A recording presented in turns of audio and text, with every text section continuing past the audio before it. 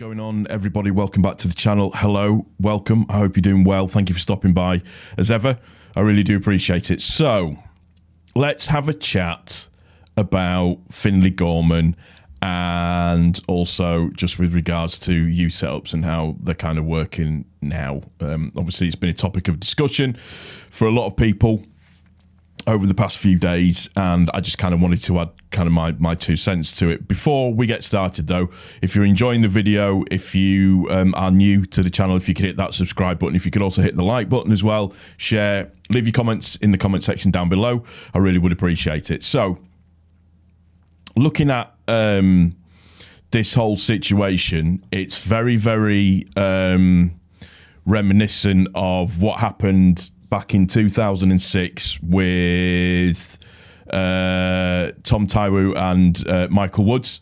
So those two youth players, they went to Chelsea in 2006. But I mean, in terms of what we know of them now, it's ridiculous. I think originally when they went in 2006, the offer was from Chelsea was like 200 grand.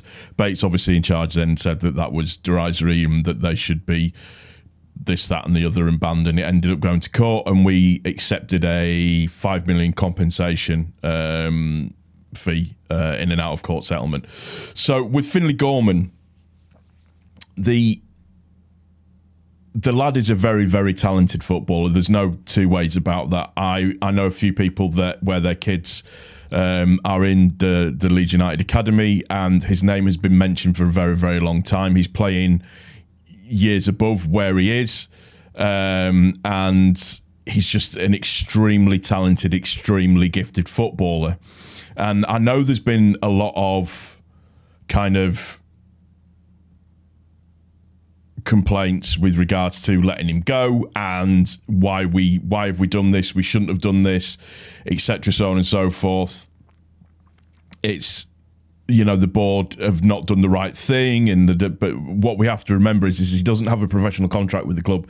He's signed on youth contract scholarship terms, so therefore it's not up to us whether or not he decides to go or whether or not he decides to stay. It's up to his parents, and it's down to what his parents think is the best thing for him.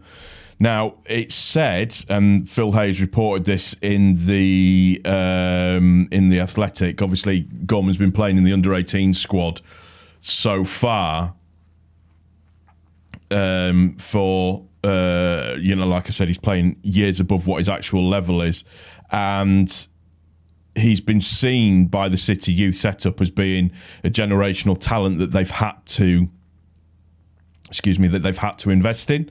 So I believe there's a 7-figure fee involved, in excess of about £5 million overall in terms of what's been put on. So it's that includes long-term add-ons, incentives, if he goes on to fulfill his potential, etc., so on and so forth. So as I said, we don't have a say in whether or not he stays or he goes. It's down to his parents and down to what his parents think are going to work well for him.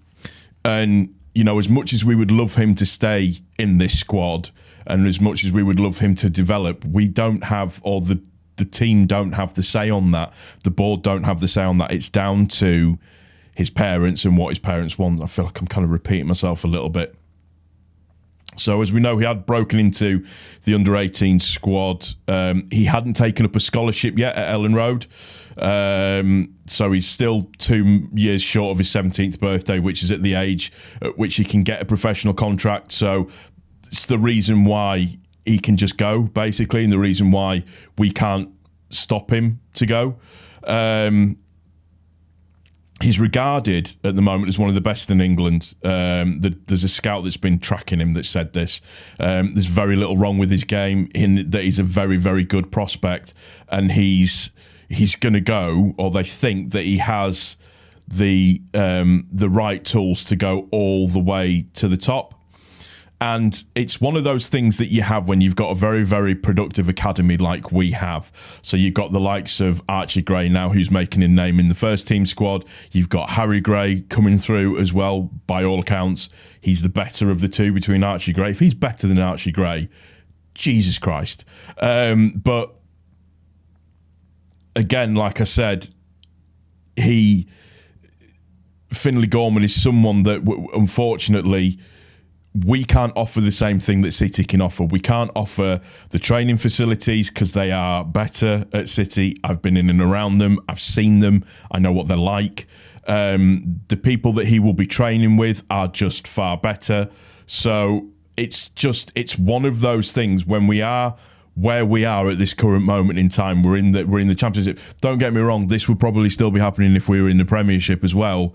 It's just one of those things when a behemoth now of the footballing world comes in for one of your players who's yet to sign a scholarship deal, who's yet to sign professional terms, or is close to signing professional terms. There's not a lot we can do about it. It is one of those things. Am I sad to see him go? Absolutely yes. However, it's the reality of the situation.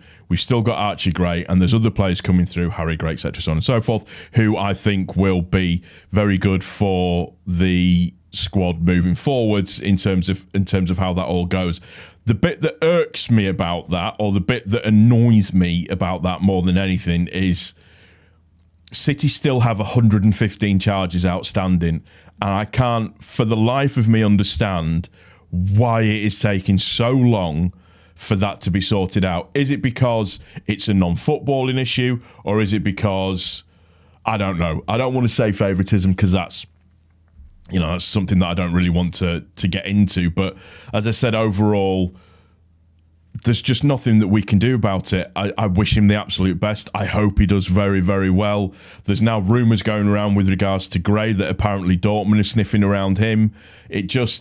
We're in silly season at the moment, and there's not a lot we can do about it. We just kind of have to batten up the hatches, roll our sleeves up, and kind of get on with it a little bit. We can't do any more than what we're doing at the moment. This is going to happen from time to time. Like I said, just be thankful that we've got Archie Gray in the squad. Harry's coming through, and hopefully those things will continue with that dynasty side of things. So, it's just one of those things. Realistically, what was the chances of him getting close to the full team squad at this moment in time? We just don't know. We're just, it's just whether or not that would happen. The fact that we are going to be receiving potentially somewhere in the region of 5 million for a 15-year-old that's not even signed professional terms yet just tells you how good he potentially could be. I just hope for him, on a personal level, that he fulfills that potential and he goes on to achieve absolutely phenomenal things. That's going to do it for this one. That's just my 2 cents. I hope you've enjoyed the video. If you have, click the like button. If you're new to the channel, please also don't forget to subscribe, and we'll see you on the next one. Thanks for watching. Cheers.